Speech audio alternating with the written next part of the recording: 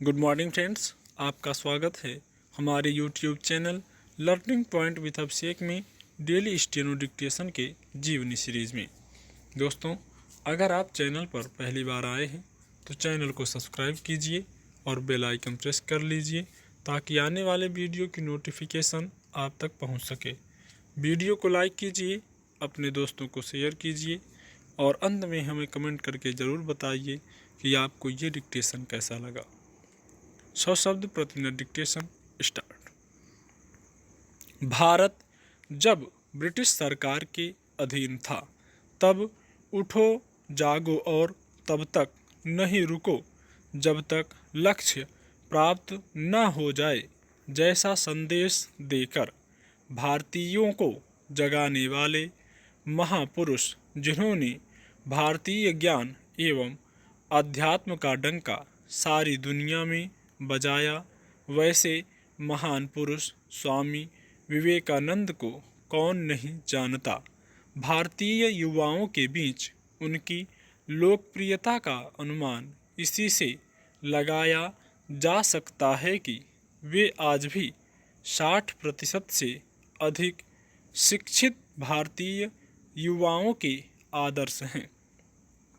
स्वामी विवेकानंद, जिनके बचपन का नाम नरेंद्र नाथ दत्त था, का जन्म 12 जनवरी 1863 को कलकत्ता के सिमुलिया नामक स्थान में हुआ था। उनके पिता श्री विश्वनाथ दत्त एक प्रख्यात अटॉर्नी थे। समृद्ध परिवार में जन्म लेने के कारण उन्होंने अच्छे स्कूलों में शिक्षा प्राप्त की तथा स्कूली शिक्षा के बाद कलकत्ता के प्रसिद्ध प्रेसिडेंसी कॉलेज में दाखिला ले लिया। उस कॉलेज में पढ़ने के दौरान उनकी आध्यात्मिक भूख जागृत हुई और वे ईश्वर, विश्व, मानव इत्यादि के रहस्य जानने के लिए व्याकुल रहने लगे।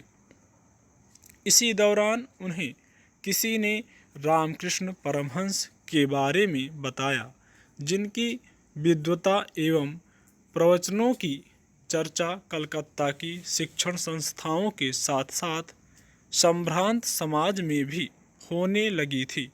नरेंद्र नाथ ने भी उनसे मिलने का विचार किया। नरेंद्र नाथ ने परमहंस से अपनी पहली ही मुलाकात में प्रश्न किया, क्या आपने ईश्वर को देखा है? परमहंस ने इस प्रश्न का मुस्कुराते हुए जवाब दिया, हाँ, मैंने ईश्वर को बिल्कुल वैसे ही देखा है जैसे मैं तुम्हें देख रहा हूँ। परमहंस के इस उत्तर से नरेंद्र नाथ न केवल संतुष्ट हो गए बल्कि उसी समय उनको अपना गुरु भी मान लिया। इसी घटना के बाद उन्होंने संन्यास का निर्णय लिया। संन्यास ग्रहण करने के बाद जब वे एक परिव्राजक के रूप में भारत भ्रमण पर थे तब खेतड़ी के महाराज ने उन्हें विवेकानंद नाम दिया। रामकृष्ण परमहंस से मिलने से पूर्व स्वामी विवेकानंद हर्बर्ट स्पेंसर के नास्तिकवाद से प्रभावित थे। समय के साथ साथ स्वामी विवेकानंद में नास्तिकवाद का विकास होता जा रहा था।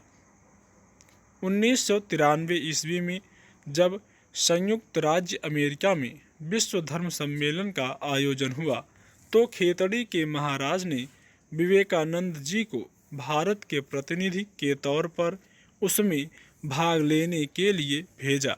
11 सितंबर 1893 को इस सभा के स्वागत भाषण में स्वामी जी ने श्रोताओं को संबोधित करते हुए जैसे ही कहा, प्रिय बहनों एवं भाइयों, वैसे ही तालियों की गड़गड़ाहट से वहाँ का वातावरण गूंजने लगा। सारे लोग आश्चर्यचकित थे।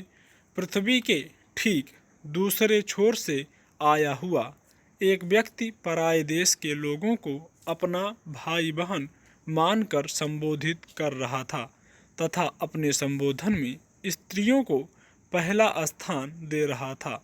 उसके बाद जब उन्होंने हिंदू धर्म एवं भारत के अध्यात्म की बात करनी शुरू की तो अमेरिका ही नहीं दुनिया भर के विद्वजनों का बड़ा समूह चुपचाप उन्हें सुनता रहा। इसके बाद 27 सितंबर तक वह धार्मिक सम्मेलन चला। इन 17 दिनों में उनके व्याख्यान सुनने वालों की संख्या में निरंतर वृद्धि होती रही। धार्मिक ही नहीं, साहित्यिक, सामाजिक एवं वैज्ञानिक जगत के लोग भी उनके व्याख्यान को सुनने के लिए आने लगे। विश्व धर्म सम्मेलन की यह घटना उन दिनों की है जब भारत ब्रिटिश सरकार के अधीन था। पश्चिम जगत के लोग भारतीयों को हीन दृष्टि से देखते थे। उनका मानना था कि भारत में विद्वानों का नितांत अभाव है एवं यह देश हर मामले में पिछड़ा है। स्वामी विवेकानंद भारत के पहले व्यक्ति थे जिन्होंने पश्चिम जगत के लोगों का भ्रम दूर कर भारतीय ज्ञान एवं विद्वता का डंका सारी दुनिया में बजाया। विश्व धर्म सम्मेलन के समापन के बाद स्वामी जी ने विश्व के अनेक देशों की यात्रा की। वे जहाँ भी गए वहाँ के लोगों ने उनका स्वागत किया। नवंबर 1894 में उन्होंने न्यूयॉर्क में वेदांत समिति की स्थापना की। वे 1897 ईस्वी में जब स्वदेश वापस आए तो देशवासियों ने भी उनका शानदार स्वागत किया। 1 मई 1897 को उन्होंने कलकत्ता में रामकृष्ण मिशन की स्थापना की। इसके बाद 9 दिसंबर 1898 को कलकत्ता के निकट हुगली नदी के किनारे बेलूर में उन्होंने रामकृष्ण मिशन की स्थापना की, जिसमें उन्हें सिस्टर निवेदिता का उल्लेखनीय सहयोग प्राप्त हुआ। वर्तमान में इस संस्था की शाखाएं विश्व के अनेक देशों में हैं। यह संस्था शिक्षा एवं समाज के क्षेत्र में उल्लेखनीय कार्य के लिए विश्व भर में विख्यात है। इसके अतिरिक्त विवेकानंद साहित्य के प्रकाशन एवं इसके प्रसार के साथ साथ योग एवं अध्यात्म के प्रचार प्रसार में भी इस संस्था की भूमिका महत्वपूर्ण है।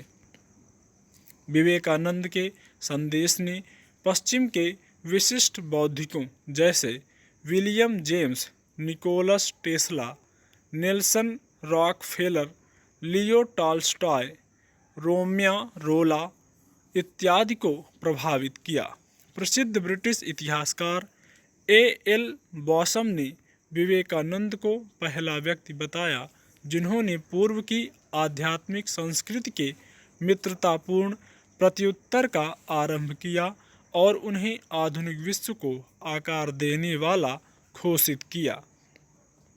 अरविंदो घोष, सुभाष चंद्र बोस, सर जमशेदजी टाटा, रविंद्रनाथ टैगोर तथा महात्मा गांधी जैसे महान व्यक्तियों ने स्वामी विवेकानंद को भारत की आत्मा को जागृत करने वाला और भारतीय राष्ट्रवाद के मसीहा के रूप में देखा। स्वामी विवेकानंद पहले अंतर्राष्ट्रवादी नेता थे जिन्होंने लीग ऑफ नेशंस के जन्म से भी पहले 1897 ईस्वी में अंतर्राष्ट्रीय संगठनों, गठबंधनों और कानूनों का आह्वान किया जिससे राष्ट्रों के बीच समन्वय स्थापित किया जा सके।